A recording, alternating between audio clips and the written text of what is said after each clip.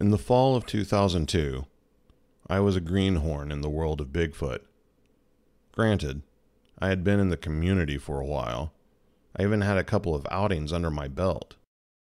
But as far as any real Bigfoot experience, I had nothing. I knew by this time that something seemed to be out there. I had seen tracks, heard sounds, met people I considered credible, even experienced rocks thrown by phantom strangers lurking within the darkened tree line. So yeah, I knew something was out there. I even thought at that point in time, I knew Bigfoot was real. On the night of September 21st, 2002, I would have my little world come crashing down around me. Due to the events of that night, I would realize that previously, I didn't actually know anything. I just thought I did. I had joined up with a small group of researchers known as the Monkey Chasers. There's no grand story about why I ended up with that group. They had members in Oklahoma, where I'm from, and they all would hang out on the internet at night and talk to one another. I started posting on their forum and eventually got invited to the chats. This is where I got to know them and started learning real information about the subject. Not the crap I had read in books or seen on television, but real, in the field, lifelong knowledge that some of these individuals had. I guess I got along with most of them because I could relate. Most of them were from the South, rural areas, and were an older crowd. They reminded me of the people in my family who had raised me. They were genuine, and I liked that. Listening to them tell their stories and experiences was like learning from your grandpa how to fish, instead of listening to a biologist tell you how fish are supposed to behave based on their studies.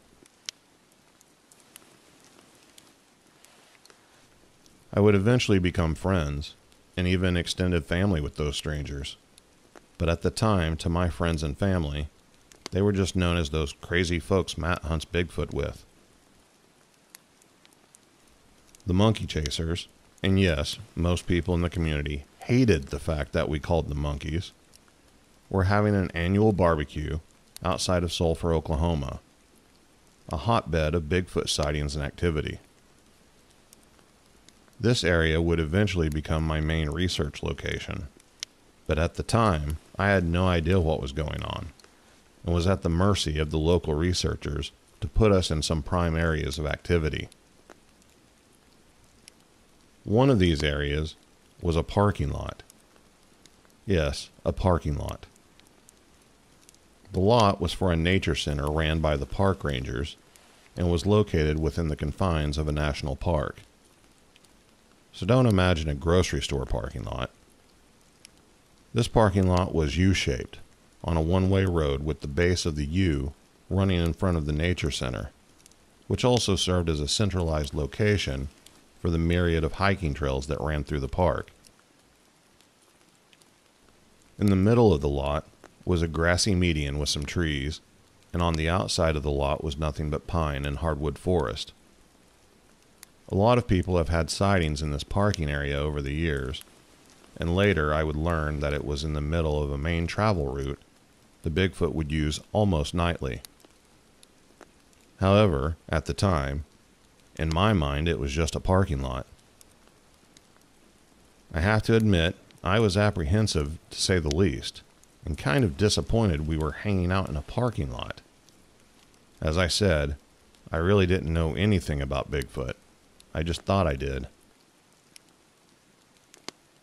It was a fairly clear night, the moon was bright, and there wasn't much cloud cover at all.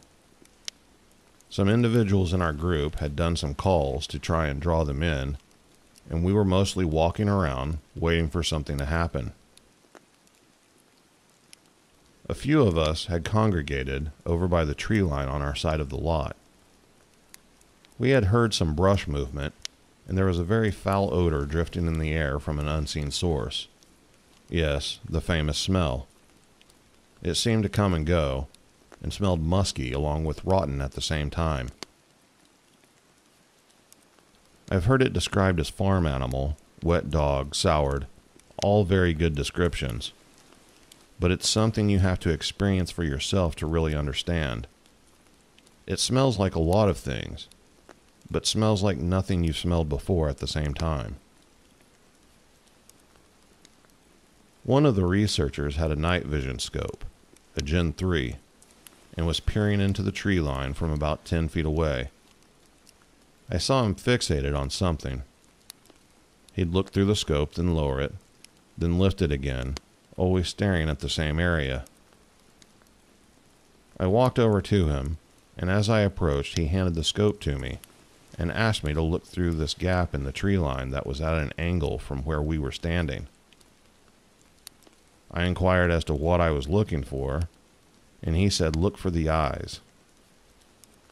I took the scope and started panning around in the gap area, looking for these supposed eyes.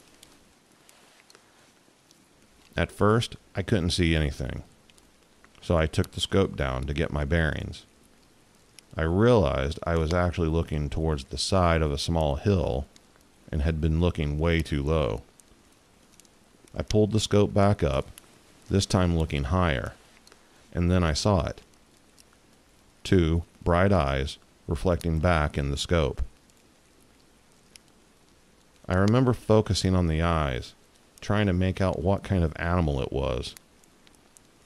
They were very clear in the scope, not far away at all. Then, like one of those magic pictures, I realized what I was looking at. In the night vision scope, I wasn't looking at an animal at all. I was looking at a face. Immediately, I felt a chill run up my spine and a lump form in my throat. I felt like I had stopped breathing, but nothing short of death could have gotten me to stop looking. I didn't notice the body, how tall it was, or anything like that. All I could do was stare back at it, as it seemingly stared at me in return. Its head and face were clearly visible, except for the lower half of the chin, which was obscured by a branch. The eyes were almond-shaped and reflected brightly in the scope. The hair wasn't all ratty looking at all, and seemed to grow backwards from the top of the head. I remember thinking it almost had a vintage Wolfman appearance to it, like from the old Hollywood monster movies, but at the same time different. Hair covered the majority of the face, except for just below the eyes, the nose, and the mustache area was very thin compared to the rest of the hair. The head wasn't pointed like a sagittal crest, but seemed more rounded. There was no forehead area, only a brow ridge, and the ridge was thicker or more prominent in the middle and seemed to gradually disappear as it got to the edges of the head. The nose was scooped down from the brow ridge, and the bridge of the nose was actually narrow compared to the rest of the nose, which was flat and squat looking. The nostrils were turned more forward than ours, and there was no prominent bulb or tip like our noses have. The only way I could describe it would be a cross between a human nose and the nose of an ape. The mouth was very wide, and the lips were thin, with the bottom lip being larger than the top. The cheekbones sat high and were very prominent, giving the area around the eyes an appearance of being sunken in. The jaw was very strong looking, squared off, and was wider than the top of the head. The thing had the appearance of having an underbite, although I never saw any teeth. I also could not see any ears at the time. Perhaps they were visible and I just wasn't looking for them. As I stated, at the time all I could do was stare back at it and let my mind record as much as it could about what I was seeing. I had no idea that the image would be ingrained into my mind permanently. After what seemed like half an hour, but what was most likely a minute, maybe 2, I took the scope down to acknowledge to the other researcher that I had seen it too. I couldn't have had the scope down longer than a few seconds before I put it back up to my eye and peered through the opening in the brush once again. But of course, the face was no longer there. No glowing eyes, no hulking, shadowy form walking away, nothing, just stillness. I was able to locate the branch that had previously blocked its lower chin from view, but the space above it, which the face once occupied, was now another tree branch. I'm not sure if the tree branch had been behind its head, or if it had been holding it down to get a clearer view of us, but the branch was now the only thing visible, and I had certainly not mistaken it previously for the face. That much I was certain of. That brief moment changed everything. I was now part of a very rare group, a group of people who know Bigfoot is real. The folklore, the myths, the stories, they were more now. They were all speaking of something that was real and alive, hidden from man, from the public, from science, but there nonetheless. In one pivotal instance, my entire line of thinking went from researching Bigfoot to find out if the phenomenon was true or not, to trying to understand what I had seen. What are they? How have they remained hidden? How do they live? What are their behaviors? I felt, in a sense, betrayed by my own thoughts. How could something like this be out there, yet nobody knows anything about it? Having a sighting changes you. Once you have broken through that invisible barrier, there is no going back.